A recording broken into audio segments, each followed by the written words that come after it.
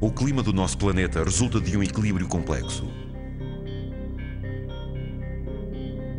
Ao desenvolverem-se, as sociedades lançam para a atmosfera diferentes gases ditos de efeito de estufa e a sua concentração modifica esse equilíbrio. Como é que a máquina climática se vai adaptar? Como é que as temperaturas vão evoluir? Que consequências devemos enfrentar ao longo das próximas décadas? No Japão, uma supercalculadora foi especialmente concebida para dar respostas concretas a essas perguntas. O simulador terrestre.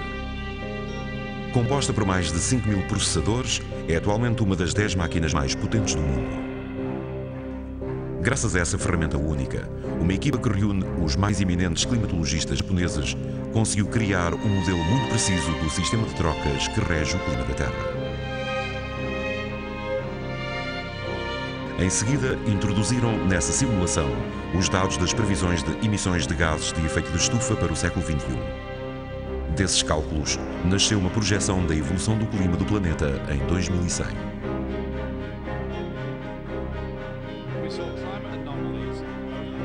O professor Robert Watson aceitou comentar esses resultados.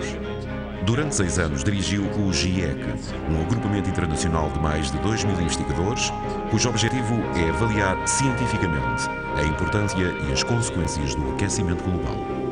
Atualmente, as previsões do simulador terrestre materializam de forma dramática os avisos que lança há anos.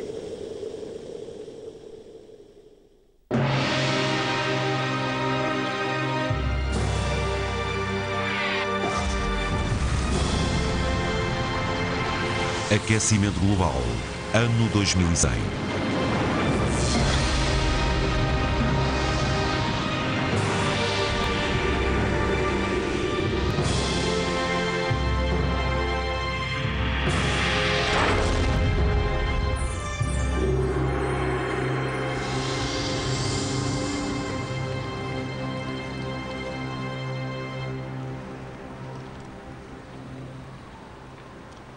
Situado no sul do Brasil, o estado de Santa Catarina beneficia de um clima temperado.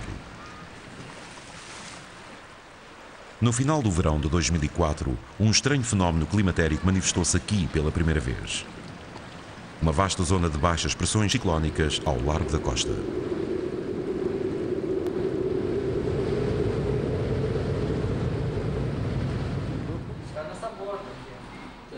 No Instituto Meteorológico do Estado de Santa Catarina, Clóvis Correia monitorizou essa anomalia desde a sua aparição.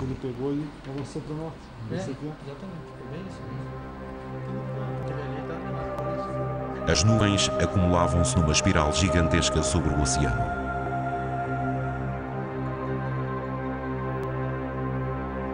Essa formação nebulosa fazia lembrar um ciclone tropical. Porém, os ciclones tropicais, também denominados furacões ou tufões, tinham-se formado sempre, até ao momento, próximo do Equador, para se afastarem em seguida e se dirigirem para latitudes elevadas.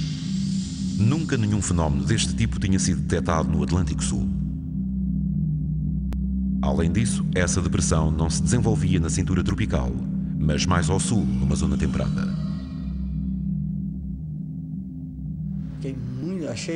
Fiquei surpreso. Na realidade, posso usar esse termo.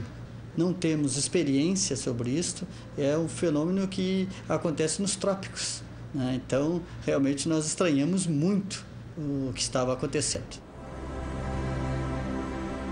Um ano antes, quando o simulador terrestre começou a emitir os seus primeiros resultados, os investigadores ficaram surpreendidos ao verem surgir, entre as projeções, um fenómeno absolutamente surpreendente: a presença de um ciclone tropical ao largo do Brasil.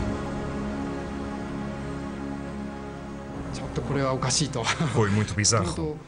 Os ciclones não deveriam ocorrer naquela região. Pensámos que se tratava de um erro do programa.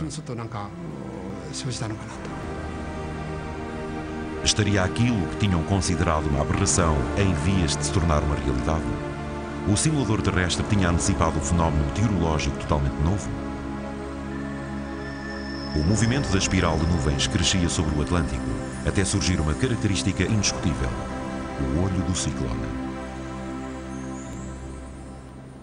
Uma equipa da NASA acompanhava a evolução da situação através de imagens via satélite.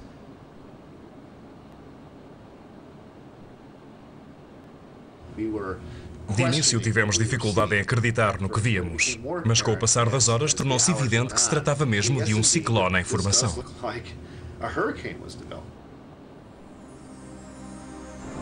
A NASA divulgou que os dados relativos aos ventos e a natureza das nuvens confirmavam que se tratava do primeiro ciclone tropical observado ao largo do Brasil. Nesse momento, os barcos de pesca que operavam na zona já estavam perdidos no coração de uma gigantesca tempestade.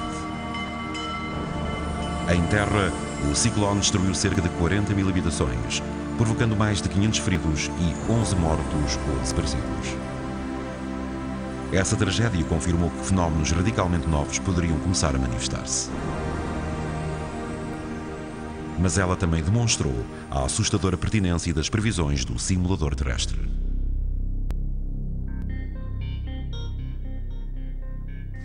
O simulador terrestre não nos fornece previsões meteorológicas para uma determinada data. Fornece-nos tendências a longo prazo. Desde a Revolução Industrial que a concentração de dióxido de carbono na atmosfera aumenta rapidamente. A temperatura também. Já subiu em média 0,6 graus Celsius. O GIEC calcula que dentro de um século a concentração de dióxido de carbono deverá atingir os 960 ppm, ou seja, 2,6 vezes mais do que atualmente, se o desenvolvimento da economia mundial e o consumo de energias fósseis prosseguirem no ritmo atual. Ao assinarem o Protocolo de Kyoto, os países industrializados comprometeram-se a tentar reduzir as suas emissões de dióxido de carbono para 5% menos do que os valores de 1990. Se esse objetivo fosse atingido daqui a um século, o nível de CO2 na atmosfera rondaria apenas os 860 ppm.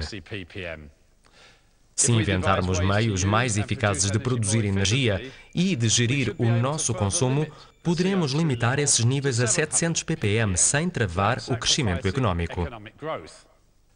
É esse valor, os 700 ppm, que serve de base às projeções do simulador terrestre. Conseguiu prever que dentro de 100 anos, a temperatura global média terá aumentado 4,2 graus. Uma das consequências mais inquietantes desse aquecimento deverá ser a aridez dos solos e o seu impacto ecológico global. Este mapa mostra-nos a evolução provável do fenómeno ao longo do próximo século. Quanto mais encarnada estiver uma zona, mais árida se irá tornar. Em 2110, a aridez será fortemente acentuada no sul da África, na Europa, na região do Mediterrâneo e no continente americano. Os investigadores estão particularmente atentos à região da Amazónia. Como podem ver, essa zona poderá tornar-se extremamente árida.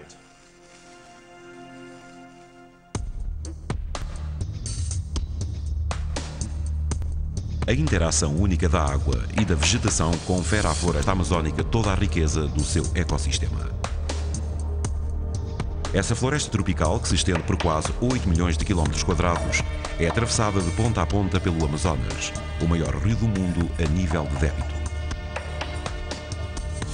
Entre agosto e outubro de 2005, a região foi vítima de uma estação seca excepcional, que deu ao mundo o vislumbre daquilo em que a Amazónia se poderia tornar numa centena de anos. Este rio gigantesco, cujo caudal pode atingir os 10 km de largura, ficou quase seco.